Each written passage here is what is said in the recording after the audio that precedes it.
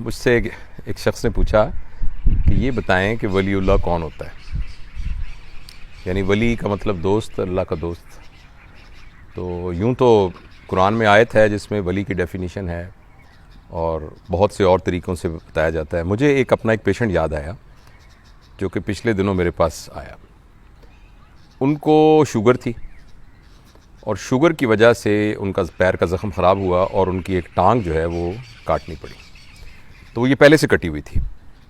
اب وہ دوبارہ آئے جس میں شوگر کے علاوہ ان کو خون کی شریانوں کی ایک بیماری ہوئی جس میں خون کا ایک لوتھڑا آ کے ٹانگ کی شریان کے اندر پھنس جاتا ہے اور جس کی وجہ سے ان کا پیر کالا ہونا شروع ہو گیا اور یہ فیصلہ ہوا کہ یہ والی ٹانگ بھی کاٹنی ہوگی. تو وہ سارا ورک اپ میری ٹیم نے کیا ہوا تھا، میرے جونیئر ڈاکٹرز نے، اور ان کو ایڈمٹ کیا ہوا تھا. تو میں جب ان کو وزٹ کرنے گیا تو آبویسلی بچوں نے ابھی ان کو بتایا نہیں تھا کہ ایمپوٹیشن کرنی ہے، ٹانگ کاٹنی ہے. تو مجھے وہ کاؤنسلنگ بھی کرنی تھی تو میں جا کے ان سے تعارف کیا. وہ ایک 55 سال کے آدمی، ایک بہت ہی نفیس سی سادہ خاتون، ان کی بیگم صاحبہ ساتھ، اور ایک 3-4 سال کا بچہ ساتھ تھا. تو میں نے ان کو بتایا، ان سے پوچھا کہ بھئی آپ کو پتہ ہے کہ آپ کو کیا بیماری ہے اور یہ کیا مسئلہ ہے. تو ایک ہمارا رول ہے ہمیشہ کہ جب بھی کسی کو کوئی بیڈ نیوز بریک کرتے ہیں تو ہم سب سے پہلے مریض سے پوچھتے ہیں کہ اس کو اس کے بارے میں کیا پتہ ہے، کیونکہ کئی دفعہ مریض کو پہلے ہی پتہ ہوتا ہے. تو یہ بات سمجھنے میں آسانی ہو جاتی ہے کہ اس کو کیا کہنا ہے اور کس انداز پہ کہنا ہے. تو جب میں نے ان سے کہا تو کہنے لگا ڈاکٹر صاحب مجھے پتہ ہے، میں پہلے بھی گزر چکا ہوں اس میں سے. میرا دل کرتا ہے میں پنجابی میں بات کروں کیونکہ وہ مجھ سے پنجابی میں بات کر رہے تھے تو شاید وہ اس زبان کے اندر وہ جو باتیں انہوں نے مجھ سے کیں وہ زیادہ اس کا اچھا اظہار ہو سکتا ہے. تو میں کہنے لگے کہ ایس لت دا تو مجھے پتہ ہے کہ یہ کٹی گئی ہے، تو ایدا بھی مجھے پتہ ہے کہ شوگر دی وجہ نال یہ گل گئی ہے، نالے میں ہاتھ لانا ہے، مجھے پتہ ہے کہ کتھوں تک ٹھنڈی ہے، تو یہ لت بھی کٹنی پینی ہے. تو جویں تسی مناسب سمجھ دیو آپریشن کر دیو میرا، تو لت نو کٹ دیو. انہوں نے اتنی آسانی کے ساتھ یہ کہا. اچھا، میں نے ان کے ساتھ اور ریپو بننے کے لیے میں نے ان کو پوچھا کہ آپ کیا کرتے ہیں، اور وہ کہتے ہیں بس ڈاکٹر صاحب میری چکی ہے، 2 چکیاں ہیں میریاں، تو وہ چکیاں ملازم کام کر دے. چکی اگر آپ نہیں سمجھتے تو وہ آٹا پیسنے والی جو مشین ہے اسے چکی کہتے ہیں پنجابی میں. وہ چکیاں میریاں ہے تو وہ چکیاں چل دیاں نے. تو میرا وڈا پتر ہے وہ سادہ دماغ دا ہے. تو سادہ دماغ سے ان سے مراد یہ تھی کہ وہ تھوڑا مینٹلی بہت زیادہ ایکٹیو نہیں ہے. تو وہ ہے کوئی 22 سال دا، تو وہ سادہ دماغ دا ہے، انہوں پتہ نہیں لگتا. تو دوجا میرا پتر ہے 3 سال دا، بچہ، بس ہور میری کوئی اولاد نہیں. تو وہ بس میں شیشے لوائے ہوئے، ادھروں پرلے پاسوں نظر نہیں آتا، ادھروں آتا ہے. تو وہ مزدور کام کرتے رہتے تو گزارا ہوتا رہتا ہے. تو باقی اینی عمر لنਘ گئی، جنی لنگنی سی لنਘ گئی، ہن تھوڑی جی عمر رہ گئی ہے. اللہ دا بڑا شکر ہے، ساری زندگی لتاں دے نال تردے رہے ہیں، بھجے پھردے رہے ہیں. ہن چلو اگر لت نہیں بھی ہے تو کوئی جو مرضی ہو دی مالک دی.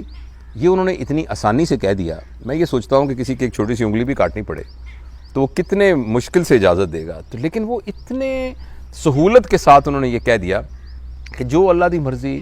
انہوں نے جو فیصلہ جو کر لیا بھی لت نہیں ہونی تو کوئی گل نہیں، پھر کی کوئی گل نہیں، بس ٹھیک ہے. اینی زندگی لتاں دے نال ہی بھجدے رہے ہیں. تو باقی مینوں کسی نے دسیا مصنوعی لت بھی لگ جاتی ہے، لگ گئی تو ٹھیک، نہیں لگ گئی. اچھا، اس کے بعد میرا ان کے ساتھ ایک اچھا ڈیولپ، میں کہا بڑے اچھے آدمی ہیں فلانا. جب ان کا میں آپریٹ کرنے لگا، اور یہ انفیکٹ آج ہی کی بات ہے، آج ہی آپریشن تھیٹر کی بات ہے، مارننگ میں، اور میں نے ان سے تھوڑی سی اور بات کی. وہ ان کو چونکہ اسپائنل میں کرنا تھا، مریض جاگ ہی رہا ہوتا ہے.